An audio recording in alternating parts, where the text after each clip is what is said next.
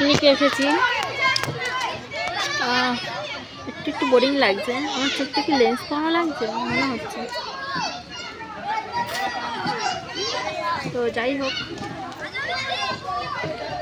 এখানে পিকনিকে এসেছি বিভিন্ন ধরনের লোকজন। কথা আছে না, হাতে 5টা আঙুল সমান না, তো অবশ্যই হাতে 5টা আঙুল সমান না।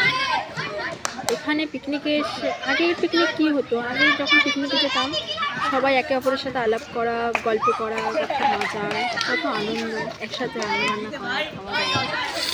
আর এখানে সবাই বাড়ি থেকে দেখি ল্যাপটপ নিয়ে এসেছে, ফোন,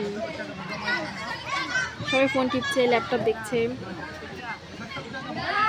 তারপরে আমরা একই টিমে, ধরুন আমরা যে টিমে এসেছি, টিমের সাথে মানে সব সেই টিমেরই এক একজন এক এক রকম করছে, মানে কে কারোর সঙ্গে আলাপ করছে না। আমি অনেকের সঙ্গে যেছি, একটু কথা বলেছিলাম, অনেকে বলেছে, বলেনি তা বলছি না, কথা বলেছে, কিন্তু সেরকম না। বলার পরও সেই যেটা একসাথে ঘোরা, রান্নাবান্না, আরও রান্নার লোক রান্না করছে যে যার মতন। এখানে কোনো ফ্যামিলি যে 3জন 4জন আছে তারা ঘুরে বেড়াচ্ছে, মানে একসাথে পিকনিক জমজমাট থাকে। মানে নাম হয়েছে যে না পিকনিকে গেছিলাম 50 জন 100 জন, তো সেই পিকনিকের আর সেই পিকনিক নেই।